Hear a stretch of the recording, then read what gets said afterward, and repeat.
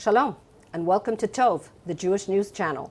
My name is Ruchi Avital, and today we have a very special guest, Rabbi Manis Friedman, a well-known speaker and author, and we will be talking to him about a lot of very important subjects that are on our agenda, that are important to us as Jews and as Israelis.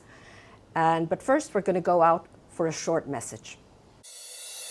גדלתי בישראל בשנות ה-90. תמיד ידעתי שהעמדות שלי, עמדות של ימין, לאומי, דורשות שכנוע, נימוק והוכחה כדי לנהל שיח. הכרתי והעמקתי בדעות של הצד שמנגד מתוך מתן כבוד. מהר מאוד הבנתי שהאנשים שעמדו בצד שכנגד לא הכירו בלגיטימיות של העמדות שלי. היום, 30 שנה אחרי, בצד השני הדברים לא רק שלא השתנו, הם הפכו גרועים הרבה יותר. הרטוריקה הפטרונית, האדנותית, הפכה למרד אלים, מסוכן, שהוביל אותנו ואפשר את טבח שמחת תורה. אנחנו בערוץ טוב החלטנו להחליף את השיח המכיל והסבלני של הימין בשיח של הובלה והנהגה. רגשי הנחיתות של המחנה הלאומי חייבים להיפסק. במועדון היחידה אנחנו בונים את הקבוצה שתוביל את חילופי האליטות ההכרחית בתקופה הקרובה. אז הצטרפו גם אתם ליחידה ותוכלו גם לתמוך ולחזק את הפעילות של ערוץ טוב וגם לקחת חלק בקבוצה איכותית שתיפגש בקביעות ותבנה שיח חדש בחברה הישראלית ותוביל אותנו לעתיד טוב יותר. Shalom. Shalom, shalom. So I'd like to introduce Rabbi Manis Friedman, who is a well-known author and podcaster and interviewer. You have your own YouTube channel. It's extremely popular. You have hundreds of thousands of regular listeners. They say you are the most popular Jewish voice on the internet today. YouTube. And YouTube. Thank you. And I'd like to thank you very much for coming here. I feel very privileged to have this opportunity to talk to you and hear your wisdom. Let's talk. Let's talk. So, we're in the middle of a war. Yes, it's true. And it's the longest war that Israel has ever fought. We've never been in anything, even the War of Independence wasn't this long. And we don't see the end in sight. I'm going to ask you a question that I didn't prepare to ask, but I want to ask you, what are we doing wrong? Oh, taking too long. What are we doing? Why are we doing that? It's a good question. It's a very painful question, because it shouldn't. It shouldn't. No. We're stronger than them, right? You know, it only took 6 days to defeat 3 armies. Right. Why would it take more than 6 days to defeat Hamas? Almost a year. Yeah, it's a mystery. In other words, I don't want to know why. We're doing something wrong, though. That's Oh, obvious. yes. What are we doing wrong? We're not winning the war. What should we be doing to win the war? I think I can answer that question myself. We need to want to win the war. Yes. Or we need to follow the instructions of the army, not of the politicians. This is a political war. But the army, I'm sorry to say, the higher echelons in the army Our populated politicians. with politicians. Okay, now we got the answer. We came up with it. Why are they so afraid to win the war? I have no idea. There must be 10 different reasons, and none of them are good. Okay, let's say you were the chief of staff. What would we be doing differently?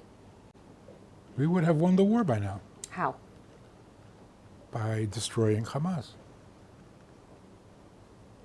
Really, it's a total mystery why it would take this long. Why are we How tying long are our they in own Rafah? hands?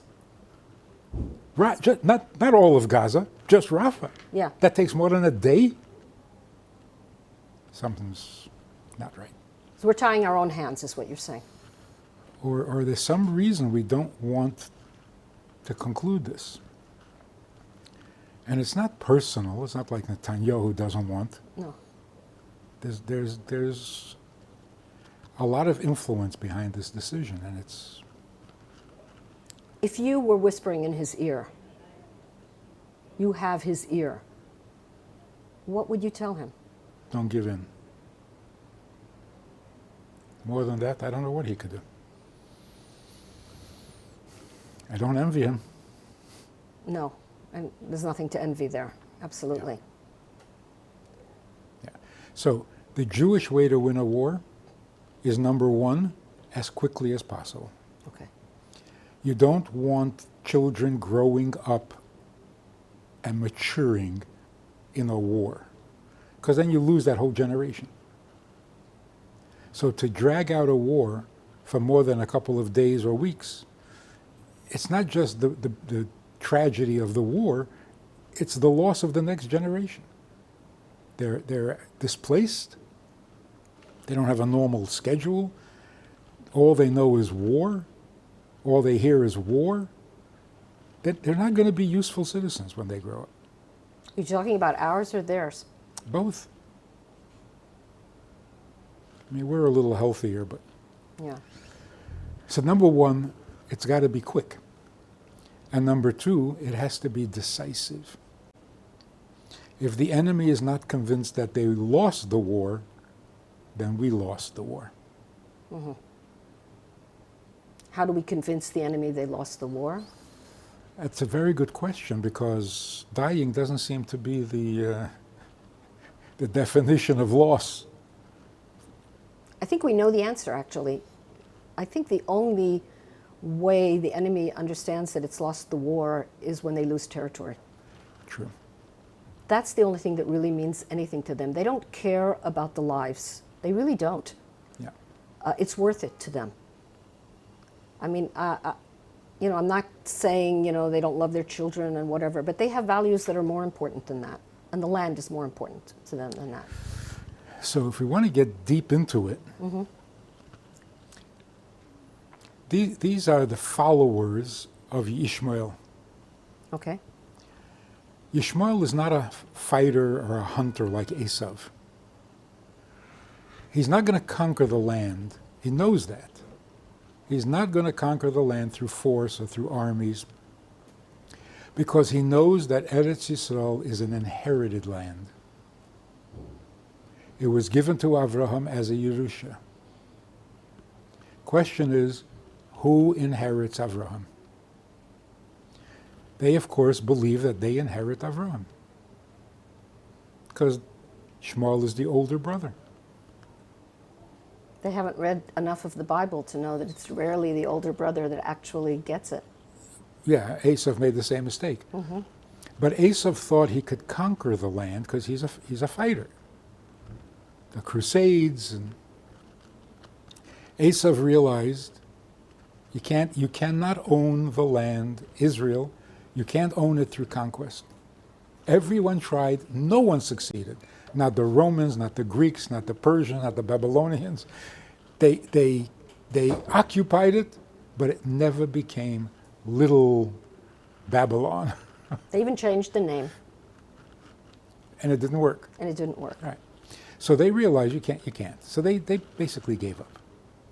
But Yishmael says, the only way to own this land is by inheriting? Well, then I inherit. That's what lies behind the entire motivation. It's a matter of kavod. Oh, kavod. Not even land. Kavod, honor, is a very, very, very important value among our cousins, the children of Ishmael. Yeah. Very, very important value, more than for us. Because Ishmael was sent away, which is a dishonor, and now you have to regain your honor. So it's not even the land, it's the kavod.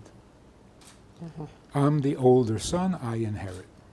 Well, we see that theme of honor in Arab culture. It's a very, very dominant theme. More important, I have spoken to various groups of journalists from all over and whatever, and I asked them, if I ask you, or you ask me, what is the most important value in life, you will say human life. And I will say human life. That's the most important value. But if you ask our cousins, the Ishmaelim, the Arabs, what is the most important value, they will say honor. honor is the most important value. So if honor is the most important value, you can kill your mother, your sister, your daughter, because they have besmirched your honor. Mm-hmm. Yeah. So that's clear that honor is more important to them than human life. Yeah. It's a different value system. I think that's really important to point out. So this explains almost everything. The world knows now that you're not going to conquer Eretz Yisrael. The only way to possess it is to inherit. And the only one who claims an inheritance is Ishmael. This explains why in all 70 years we've never made any progress in negotiations, deals, offers. Even when they accepted what we offered, the war never stopped. Mm-hmm. It's not enough. And people ask, we offered you 50%, 90%. Why wouldn't you accept it? Well, now we know why. You can't give me my land. 80%, 20%, it's my land. I inherit it. What did you do to inherit it? You don't have to do anything to inherit. Just be born. First. Yeah. That's why saying we have a right to defend ourselves, you're not answering the question. They say, what are you doing in my inherited land? And you say we have a right to defend ourselves. Get your own land and defend yourself. And we say, we're the only democracy in the Middle East. What's the difference? It's not your land. They claim we're not the real Jews. Because if we are, we inherit. So who are the real Jews? Lost, gone, whatever. Right? Also, every baby is the enemy. Because every baby inherits. So if there's one Jewish baby in the world, the land could be all his. Explains everything. And what it tells us is, answer the question. If you want to resolve the problem, deal with it. They say they inherit, and we say, let's share. We'll give you 2 states. They say, what do you mean 2? You're going to give me half of my country? All right, so what is the answer? So what is the answer? The answer is Muslims have a lot to be proud of. Number one, like Avraham, they never got into idolatry. There are no icons, there are no statues, there are no pictures, isn't it? Number two, they're circumcised, like Avraham. On these grounds, they claim to be the inheritors. But they're not biological descendants. They're intermarried. We are the biological descendants. Is that the only reason? That's why we inherit. The only way to inherit is to be a biological descendant. But Ishmael was the son, the eldest son. Yeah, but you're saying they're but the not... people today are not biological descendants of Ishmael. And if they were? Then we would have to fight. And we are fighting. And we are fighting. So some of them might be. But the real answer is, the Torah says, Sarah said to Avraham, send away the maid and her son, because he will not inherit with Yitzchak. Avraham was hesitant. He liked Ishmael. He loved him. Yeah. And God said to Avraham, listen to your wife, because Yitzchak is your inheritor, your heir. It's as clear as can be. So God says the land is inherited by Yitzchak. If we have confidence,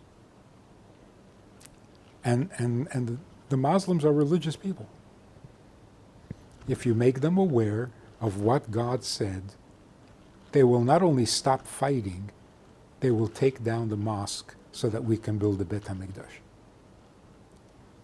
That sounds impossible. Too good to be true? Absolutely. A religious person has to have a religious motivation. Okay. We've never given them a religious motivation. How do we do that? We're a democracy, we're defending ourselves, we were here first. Answer the question.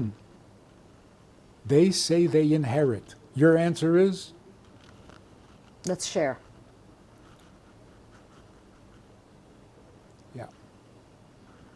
Trying to prove that we were there, David HaMelech was there, and Shlomo HaMelech was there. Answer the question. How do we answer the question? You get up in the UN and you say, people, have you read the Bible? It says Yitzchak inherits. Say it with confidence, everyone will quit. There was a story when Golda Meir was prime minister. She was coming to the United States for a summit meeting. President Nixon, I think it was. Before she arrived, there was a press conference. United Nations. The spokesman for the administration was talking to the press. And he made a comment, I just hope she doesn't come here with a Bible under her arm and say the land is ours because it's in the Bible. And everybody laughed. Good joke. But the editor of the Yiddish paper was there at the press conference.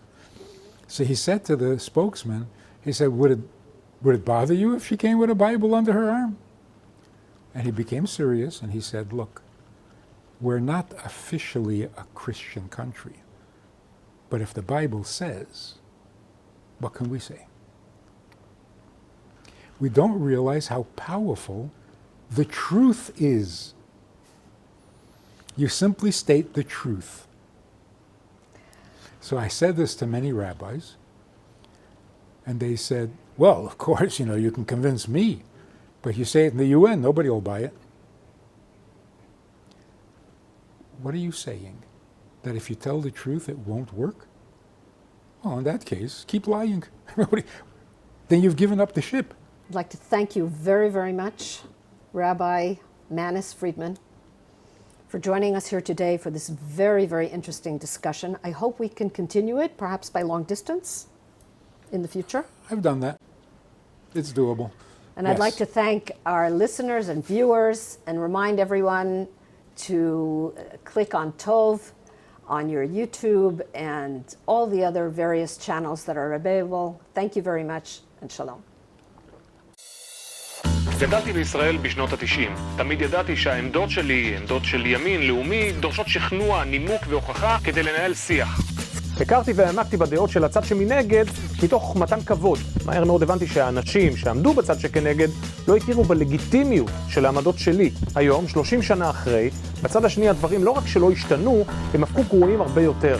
הרטוריקה הפטרונית, האדנותית, הפכה למרד אלים, מסוכן, שהוביל אותנו ואפשר את טבח שמחת תורה. אנחנו בערוץ טוב החלטנו להחליף את השיח המכיל והסבלני של הימין בשיח של הובלה והנהגה. רגשי הנחיתות של המחנה הלאומי חייבים להיפסק.